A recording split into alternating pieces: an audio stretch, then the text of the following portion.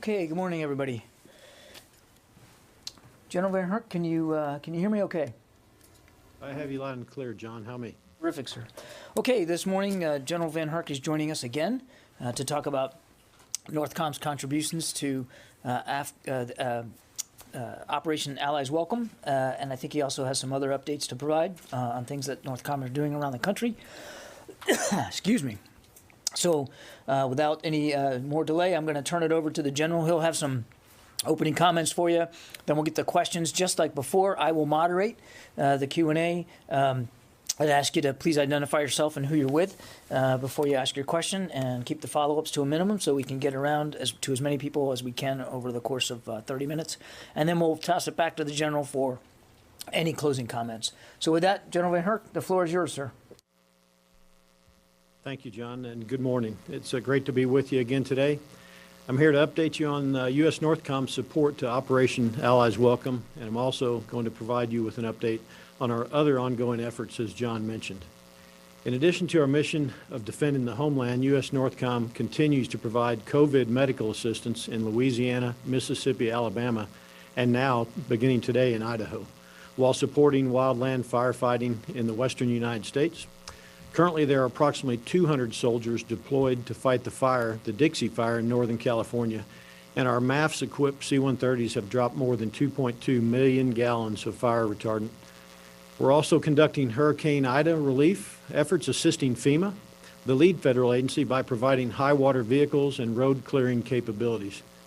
U.S. Northcom continues its support of the Department of Defense as a lead combatant command for Operation Allies Welcome in the continental United States. U.S. Northcom is providing oversight and support of the lead federal agency, the Department of Homeland Security.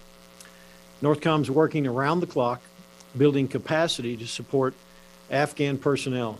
Today, our total capacity at 8 different installations is approximately 36,000, and our Afghan evacuee population is approximately 25,600. We're working to increase capacity to at least 50,000.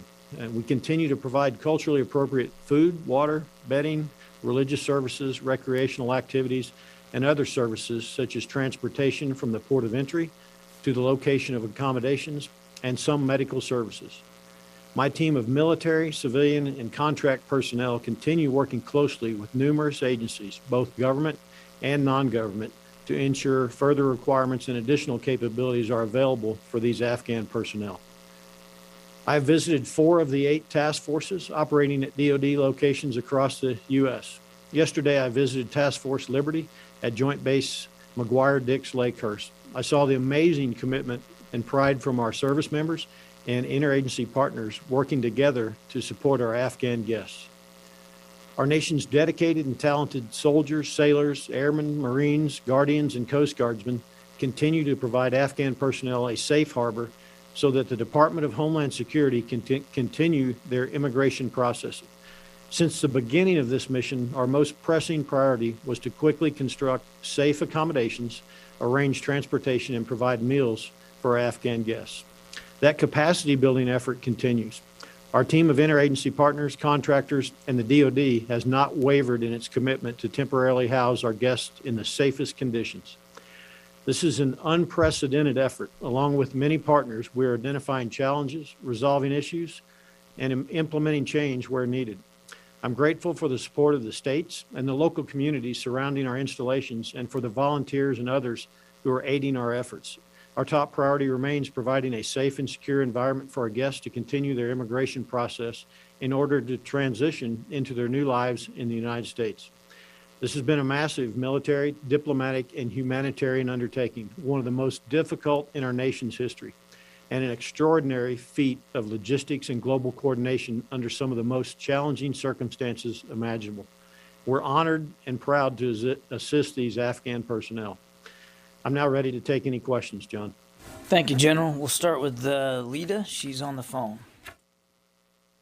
General, thanks a lot for doing this. Just a couple things. You're talking about a capacity of 50,000. Can you say, do you expect how many more bases you will need to tap in order to meet that expectation? And secondly, can you just give us your thoughts and what you've seen on security challenges, any violence, any security vetting issues that you've seen or heard about at any of the camps. Have there been any problems of that regard? Thank you. Thanks, Lita. As far as bases, we currently have 8 task forces at 8 different locations, ready to expand if needed. At this time, I do not anticipate needing any additional bases to reach the capacity we need of at least 50,000. As far as security, I'm not aware of any incidents that have made it to my level on the task forces. I believe that's the question that you're asking. I would tell you that we're partnering with not only our military folks, but our federal law enforcement and other agencies to ensure a safe and secure environment for the Afghans. We're also working closely with Afghans to put a command and control construct in place. Yesterday at Fort Dix at McGuire-Dix Lakehurst Task Force Liberty, I was very impressed to see that we've put a mayor's cell in place where we have military officers and Afghan counterparts in the village, if you will, working together to solve the issues that you're talking about. But no security issues have risen to my level. Did you have a question? Yeah. Hi, General VanHerck. It's Megan Myers from Military Times. I wanted to ask how many Afghans NORTHCOM has received, how many have been resettled and moved off of installations, and about how long that process is taking and which final processes are taking place on bases here. Okay, Megan. So more than 25,600 are currently with United States NORTHCOM task forces. As far as how long and how many have processed through, it's more than 800 at Task Force Eagle at Fort Lee. And then at the other locations, we're beginning to ramp up. So I would say approximately 1,000, but I don't have a specific number to give you. That would be best handled by DHS and Department of State, who are responsible for that. As far as the duration, again, that's really DHS and Department of State. I will tell you that right now, they're in the policy planning mode for exactly the procedure that will be utilized for either asylum processing or special immigrant visa processing. We look forward to finalizing that. I talked with Mr. Bob Fenton yesterday while at Joint Base McGuire-Dix Lakehurst. Bob Fenton is the DHS lead for Operation Allies Welcome, and he's working closely with our team so that we become as efficient and effective as possible in the outflow process. Go ahead. Hi, thanks for taking this question. Travis Tritton with military.com. Could you describe your role in COVID testing and tell us what positivity rate you're seeing among the Afghan evacuees? Thank you. Yeah, thank you, Travis. Our role at the task forces is to test every single Afghan personnel that comes in. They're also tested at Dulles as well, but that is not done under United States Northern Command. So we're testing all of them. Last week during my trip, we visited Bliss and McCoy, and we saw at one location 3 positive COVID tests out of more than 1,300, one at another location out of 1,200. And yesterday during my visit to Task Force Liberty, there was no concern expressed by the commanders or any of the medical professionals about COVID positivity rates or testing. Okay, we'll go back to the phones. Dan Lamoth. Hey, good morning. Thanks for your time today. Wanted to ask, we've seen a couple advertisements asking internally for AFPAC hands types, military personnel, assumedly that have some familiarity with Dari, Pashto, that kind of thing. Can you speak at all to what you need in terms of U.S. military personnel that can speak to Afghans who don't speak English and where you are right now handling that? Thanks. Hey, Dan, that's a great question. So during my visit yesterday, 2 outstanding officers who were AFPAC hands. One of them was a Space Force officer who recently transitioned to the Space Force from the Air Force, and the other was an Air Force officer who both volunteered to do this mission once they saw the importance of it. Both of them fluent in the languages and very helpful. In addition to that, the Headquarters Air Force has provided a cultural advisor, again fluent in the languages, to help with the cultural challenges that everybody needs to understand. With regards to interpreters, linguists, those kinds of things to support, those are challenges. We're seeking as many as we can through the interagency process. We've also had a request for forces out to DoD for additional support. I'm confident that we're going to get that support as we go forward. Great people volunteering to help us out. Okay. Janie. I'm Jennifer with the USA Journal Korea. I just want to ask you about not related with Afghanistan, different issues. General, as you know, that the IAEA has released a report on the restart of North Korea's nuclear reactors. IAEA says it's a matter of serious concern. What are your concern and countermeasure against the North Korea nuclear and missile test? Thank you. Hey, thanks for your question. United States Northern Command and NORAD stand ready to provide our mission capabilities. For NORAD, that's threat warning and attack assessment. For NORTHCOM, ballistic missile defense capability. I'm ready 24/7, 365 if North Korea decides to launch a ballistic missile. I'm confident in our capabilities. I'm aware of the report that you're talking about. That does not change my posture. We continue to be ready to respond should North Korea elect to launch a missile. Thank you. Barb. General VanHerck, a couple of follow-ups. You talked about this mayor's cell. Can you tell us a little bit more? Is this something that's going to happen at all the other sites? How are you trying to give Afghans more of a voice in their conditions right now? My second follow-up to that is you mentioned a couple of times things not coming to your level of attention. I'm wondering how you're ensuring that any problems regarding food, sanitation, care, standardizing care, how these do come to your attention so you can, so you make sure people tell you when there are problems. What's that level you've set when you want something brought to your attention? Thanks, Barb.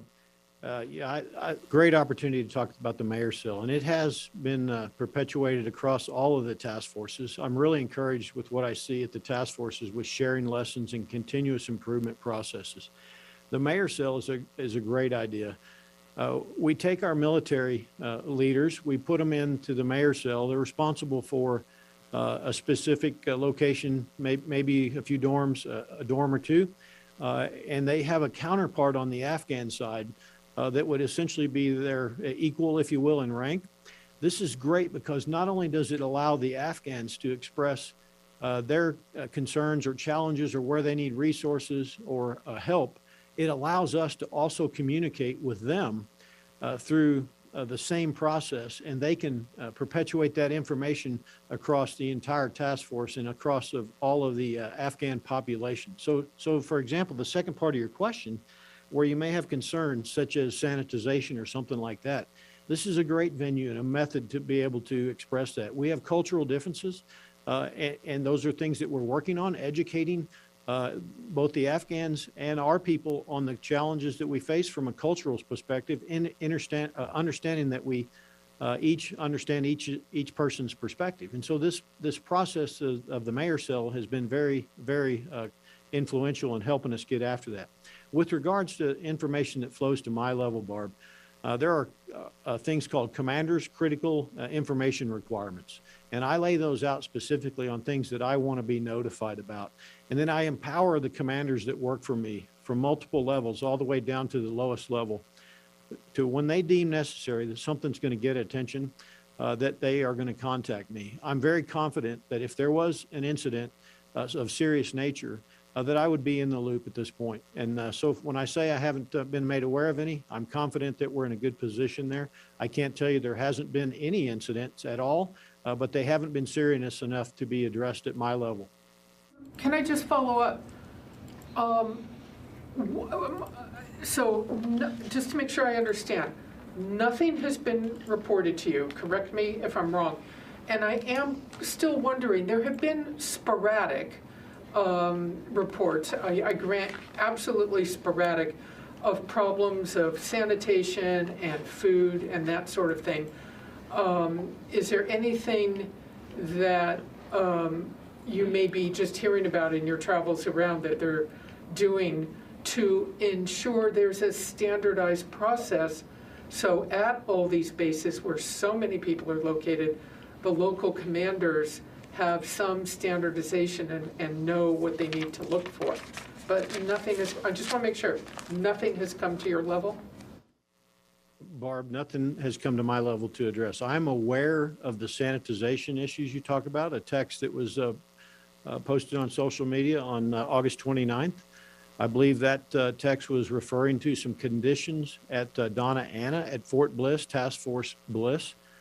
The reason I became aware was through that text process that allowed me to become aware. The mayor cell process that we were just talking about has been influential in helping educate and understand the expectations for our visitors, helping understand for our contractors who provide a lot of the sanitization support as well. And so we continue to improve. Now, Barb, I would tell you, I'm building 8 small cities, okay? We're gonna have challenges, just like you do across the nation in various locations.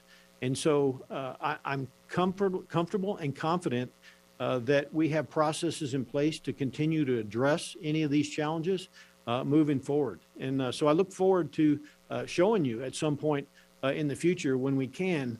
I think you'll be incredibly impressed with what we're doing. Sylvie? Hello, General Sylvie Lantom from AFP. We heard reports about children separated from their families during the evacuation. Do you have any case of children traveling alone, and how do you deal with them? Thank you. Great question. So we've had a couple of unaccompanied children arrive at our task forces. They're immediately identified, and Health and Human Services is the lead agency to take responsibility for any unaccompanied children. In each case, they have quickly adapted and take responsibility for those children. Each of their personnel are certified, trained, very experienced to handle these cases. We do not retain responsibility for those, but we do identify them and pass them on to Health and Human Services. Where do they go? I would defer to Health and Human Services for that. Health and Human Services, I believe, has facilities in Washington, D.C., near Dulles, where they're currently housing any unaccompanied children. What I've seen is they're incredibly fast in trying to work to identify where the families are and get them reunited with their families. Do you have a number? I do not. Health and Human Services is the POC, and I'd refer you to them. Let me get back to the phones. Jack Detch, Foreign Policy. Hey, thanks for doing this, General. I'm curious if you have an outlay or a ballpark figure of how much it's going to cost to house Afghan refugees at U.S. bases. Thanks. I don't have that figure. I would refer you for DOD purposes, to OSD and the comptroller, but more broadly, probably to the lead federal agency. Apologize, I don't have that data. Okay, no problem. John, if you could take that, that'd be great. Jack, I will take it. I suspect that we don't have a firm estimate right now, as we are really just in the middle of this operation. But Jack, that's a fair question. We'll see what kind of context in terms of costs we can get to you. Thanks. Yes, ma'am. General, I'm wondering if Christina Anderson, AWPS News, I'm wondering if you have at this early stage demographics among the task force groups, these tiny cities, and in particular about children with schools starting here in the U.S. What kinds of organizational things are happening to try to make sure that children continue their education, and anyone who's ready for university is able to kind of plug into that? Thank you. Thanks, Christina. First, I'll have to defer you to the lead for that as far as demographics. I think I talked a little bit about that last time. We're seeing close to 50-50 male-female with a large percentage of children, but I don't have the specifics.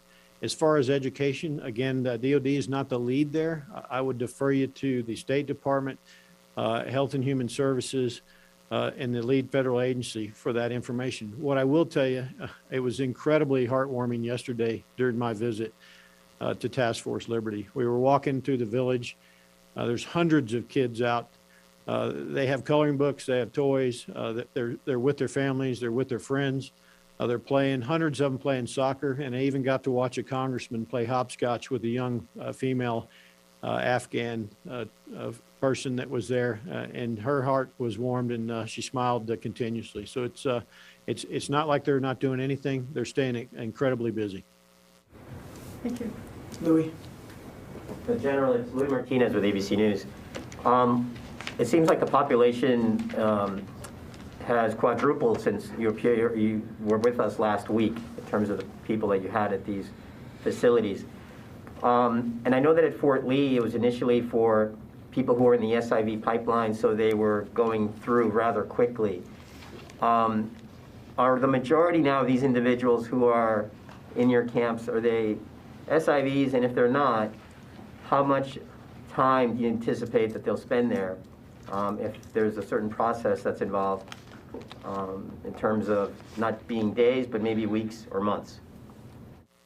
Hey, thanks, Louis. You're right. Lee was primarily an SIV event, and today the vast majority of the Afghan population at Lee are in the SIV process. As far as the total number, I don't have a specific. I'd have to defer you to DHS and State Department of exactly the breakout between SIV and other asylum seekers, but I would venture, I'm speculating a little bit, that the vast majority are not SIVs at this time. They're asylum seekers that will be determined how we're going to work them through the process by DHS as the lead federal agency.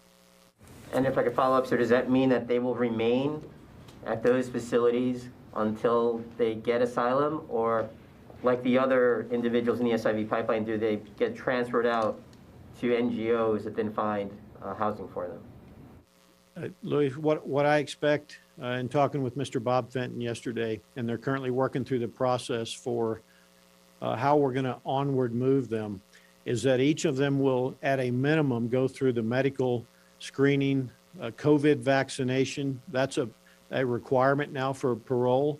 Parole being a term that the state uses when you release them into the United States as part of the either special immigrant process or DHS as part of an asylum process.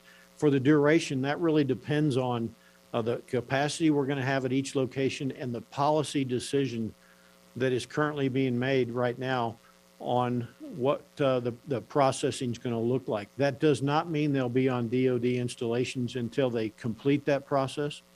Once they go through their screening, once the policy is decided, then they may be released likely to our country and go through the asylum process as guests of our country until they get their either U.S. citizenship, green card, et cetera. Okay, we got time for just one more, and then I'm going to let the general close things out. Sam Legrone, did you have a question? Yeah, hi. General, thanks for being here. Can we get an update on the relief operations in Haiti and how those are going and what the U.S. participation is at the moment? Hey, Sam, I'll have to defer to Admiral Fowler at Southcom. That's in his AOR. Maybe John Kirby has more, but that's not something I'm responsible for. Yeah, Sam, we'll get you something. I don't have an update ready for today on that, but we'll get you something. One last one. Go ahead, Barb. John, can I have a quick follow-up to Louis? So what have you been told, what's your planning factor, if you will, on how long you have to have these military bases prepared and ready, capable to house Afghans? Because given what you're doing, you would have, somebody would have given you, some kind of planning scenario, be ready for as long as. And when you talked about these locations as villages, are families given separate housing? Are they together as a family, or are families in larger dormitories? How is the housing working? Also, for single females and single males?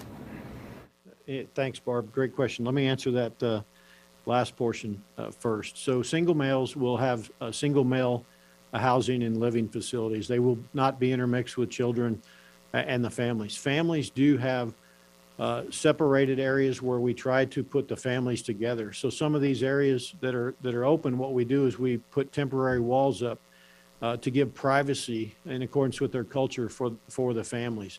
And single females as well will be allowed the opportunity to have single female housing for them as well. The first part of your question, Barb, let me make sure I understood that one. Can you go back to that? Just to follow up on what Louis was asking, what have somebody would have said to you or the military as you construct these base locations to be prepared to conduct this mission for as long as, and what would that have been? What planning guidance have you been given, even if it's more or less? What's the guidance you have on how long to be prepared to conduct this mission? Barb, we're prepared to conduct the mission until completion, which will be determined by DHS as far as the processing. I would defer to John Kirby if he has additional information that maybe OMB or another agency is planning for. But for me, I'm prepared to execute until told otherwise or mission complete. Thank you. Okay, with that, General, sir, I appreciate your time today on a Friday. I'd like to turn it back over to you for any closing thoughts you might have, sir. Hey, thanks, John, and thanks to the press corps there. It's a great opportunity to share this story. I think there's some incredibly positive stories that can come out of the ongoing mission of Operation Allies Welcome, and I've been able to see those. It's a Herculean effort that started all the way in Afghanistan and is working its way all the way here to the United States of America. I can't tell you how impressed I really am with our joint force, our soldiers, sailors, airmen, Marines, Guardians, Coast Guardsmen, partnered with the interagency and volunteers that are making this mission happen. The pride is simply amazing that I see when I go out and do this. And the smiles and the gratitude and the graciousness of our guests, you cannot overstate how much they appreciate what our teams are doing. The states, the local communities, the volunteers that are coming out, it's just amazing. And that's a story that we have to continue to tell. I will tell you the mission is not over. And for us, it's actually just beginning. Much to accomplish in the coming days and weeks. And we look forward to continuing to work with the Department of Homeland Security and the rest of the interagency to accomplish this mission. You know, I know that DOD and our interagency partners are up to this task. That's what we do in the department. That's what we do as Americans. And it's great to be part of this mission. Thank you very much. Thank you, General. Appreciate your time today. Okay, I do have a couple of things at the top here, and then I can stick around and take some questions if you have them.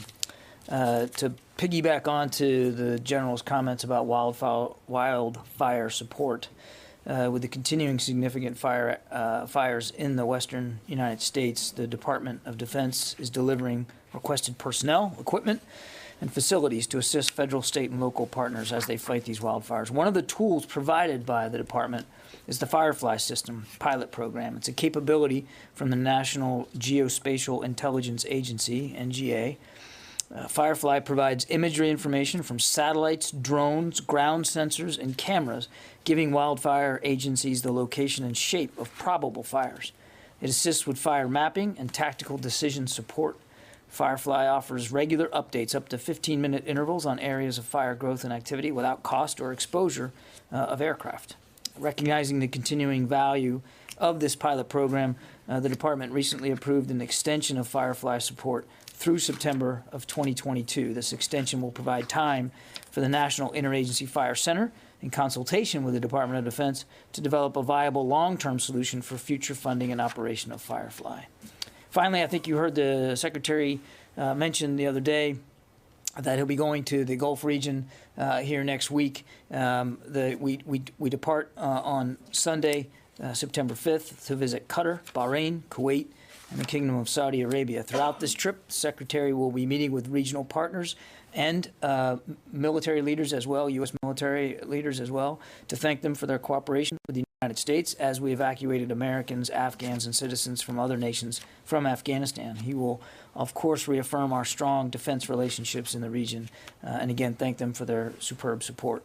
He'll have a chance to talk to U.S. service members and other government personnel, including our diplomat colleagues, to thank them for, again, the skill and professionalism with which they have conducted and continue to conduct this onward movement of people. So, with that, I can take some questions. Travis?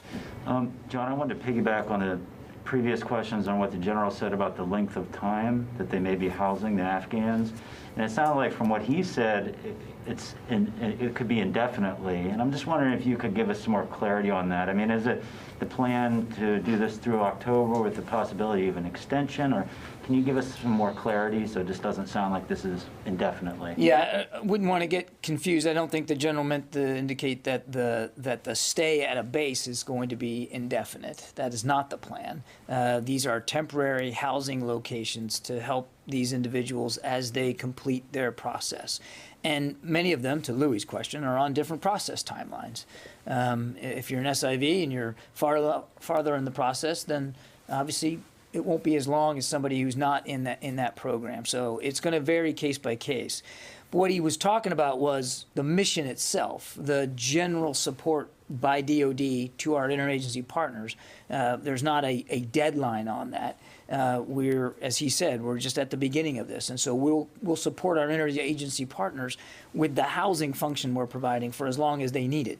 That's different than saying an individual family or individual Afghan is going to be on a base for an indefinite period of time. There's a process, but each one will be different based on the individual case. Does that answer your question? I think so. Thank you. Okay. Yeah. In the back there. Thanks. Mike Bress with the Washington Examiner. DoD still hasn't said who the targets of the airstrikes were. Can you tell us who the targets were, and if not, why not? I don't believe we've refused to say who they are. We haven't given you names, but we absolutely had solid intelligence that this was ISIS individuals who were in the act of imminently carrying out a direct threat to the airport and to our people, and potentially to innocent lives outside the airport. The intelligence was very good, and we took the strike in as timely a fashion as we could to prevent this imminent threat. There's no question on the department's mind that it was a valid threat, valid target, and related to ISIS-K. Okay, Louis. Yesterday, General Walters spoke about a 10-day limit for individuals in EUCOM. Right. What exactly is that? And is there a limit for the individuals in the CENTCOM countries? Let me get back to you on the CENTCOM. I don't know. I'd have to get that from Central Command, Louis. What the general was talking about in Europe, these countries have asked that we keep people no longer than 10 days at these facilities, and I think he talked about how we're working with the countries. We're grateful for their generosity, and we're working very hard to meet those guidelines as best we can. I'll have to take the question on CENTCOM. I don't know if there's similar limits on time frame.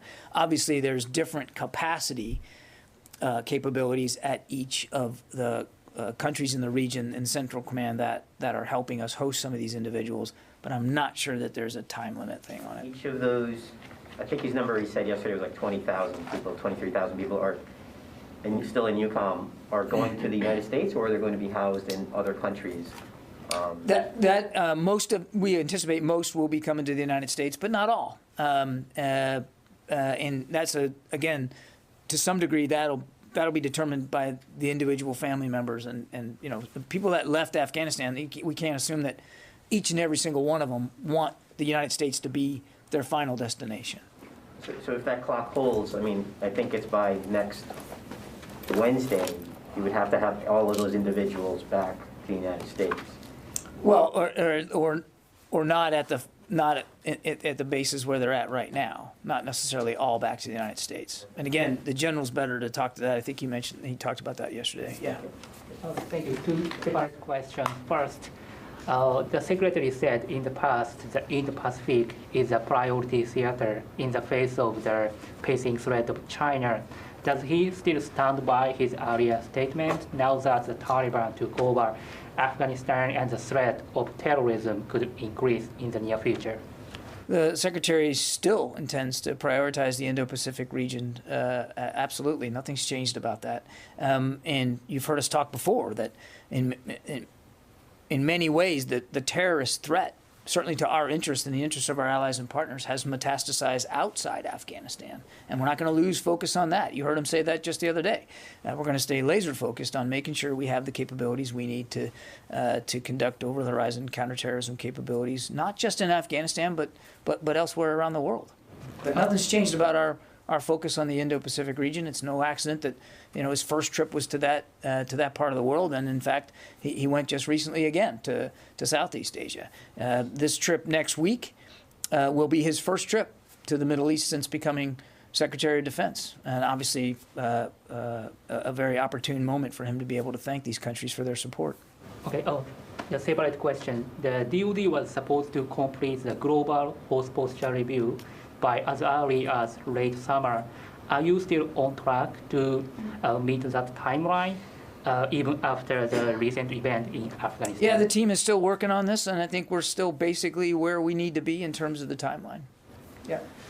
John, on the evacuees, can you tell us if there are any Afghan military members, service members among the evacuees? Yes, there are some. And also on the strike in Nangarhar, why didn't you name those high-level, high-profile ISIS officials yet?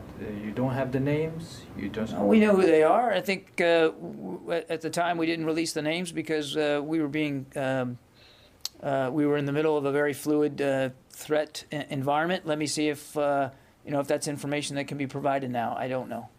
I mean, we know who they are. I don't know if it's information that we're going to be able to provide right now. Yeah, Christine. So back to these task force bases here in the U.S.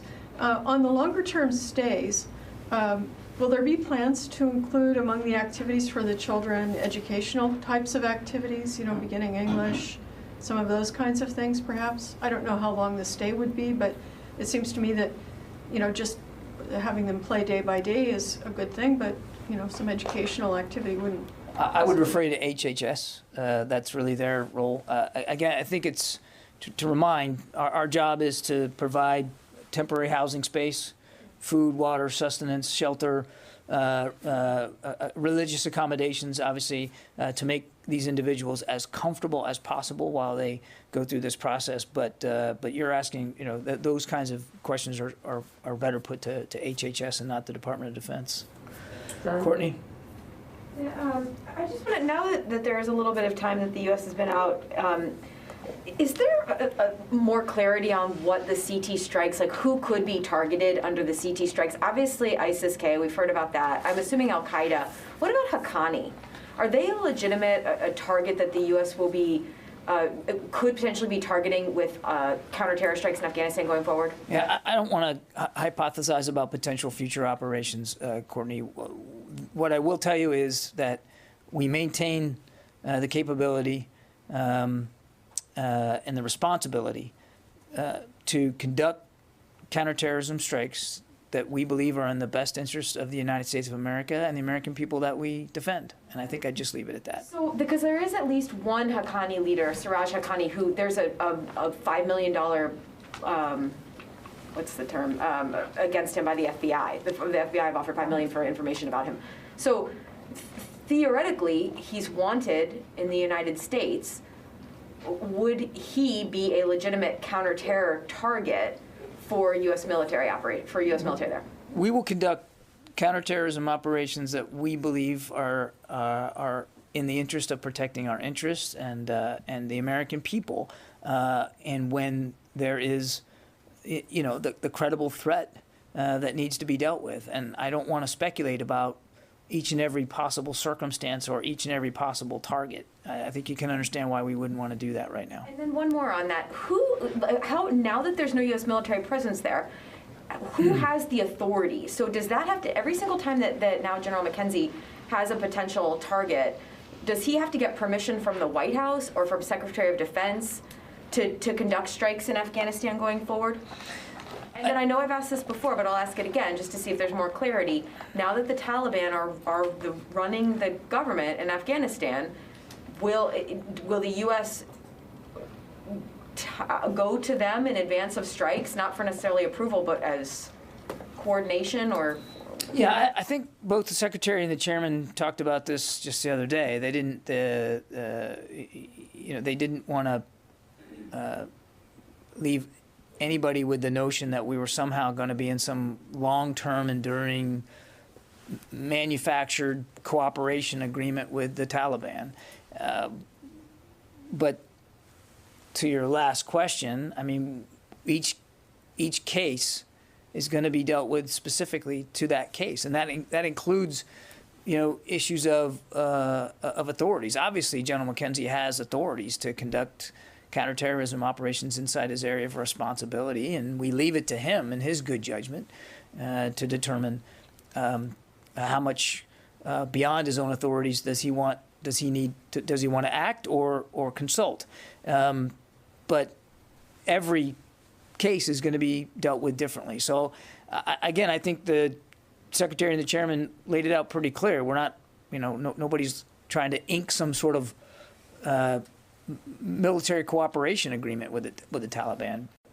They wouldn't rule out that there might be occasions when there might need to be some informational component there with the Taliban going forward. I don't. We shouldn't get lost. Nothing should be lost about the fact that we have a robust over-the-horizon counterterrorism capability. We're going to try to make it more robust. We're still in discussions with partner nations about being able to make it more robust, and we're going to continue to explore options. Again, it's about defending our interests and our people and the American homeland, and making sure that places like Afghanistan can't become a place where that kind of a threat, like what happened on 9/11, can happen again. Barbara. I want to clarify something you just said to Courtney, please. I think I heard you correctly. You said you leave it to General McKenzie to decide when he needs to consult. Right. I know there is a fascination here about, no, Barb, wait, hang on just a second. There's fascination here over authorities. And the cases when a commander can do something on his or her own, or they have to float it up the chain of command. I am not going to get into a detailed discussion today about authorities for strikes that haven't happened yet, and for operations that aren't planned and aren't on the calendar yet. Hang on, please. The whole national security team is involved in monitoring the threat streams and the intelligence, and there is, in many cases, frequent dialogue across the chain of command about taking the appropriate action. And the interest in authorities is interesting. It's not necessarily relevant to the overall mission, which is to prevent our nation from being attacked again. So my question actually is, well, that's a very good explanation.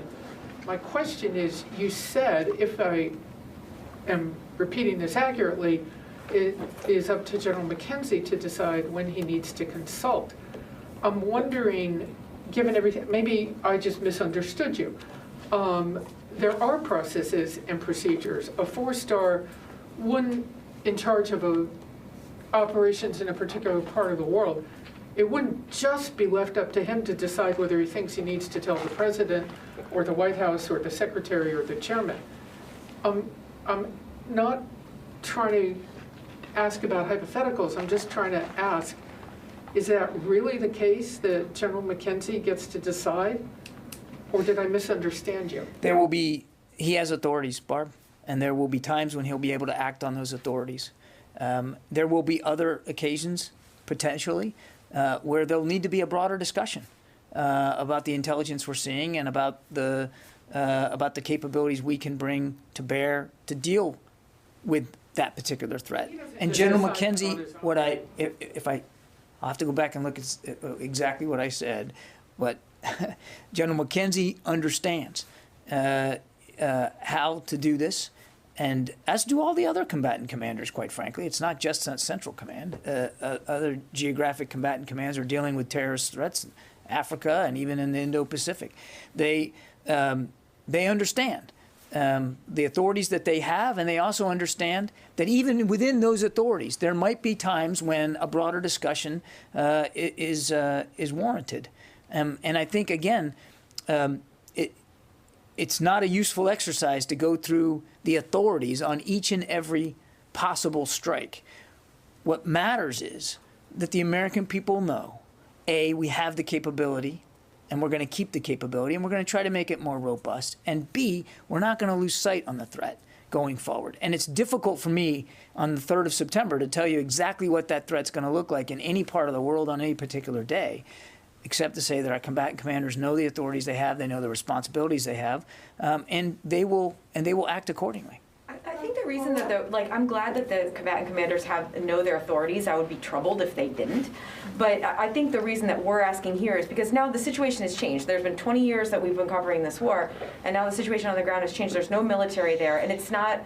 And we're trying to understand, to inform our own reporting, how things going forward. I don't think we're asking you specifically, can you give us the date and time of each strike and who it's going to be targeting and where, but just more broadly, how this process is going to work going forward. And I think that kind of process stuff, call us wonky, it wouldn't be the worst thing this press corps has been called before, but I think that only informs our own reporting to understand how it's going to work. So if it's possible that anyone can explain that going forward, even in a broad sense. Courtney, again, I think maybe I failed. Perhaps I utterly failed here to try to explain it going forward. Not to your face. But I just don't think it's a useful exercise to talk about every authority process for every potential strike we're going to take. Just rest assured that our combatant commanders have the authorities they need. And if there's a need to have a broader discussion inside the national security team about a potential target, we'll do that. It is not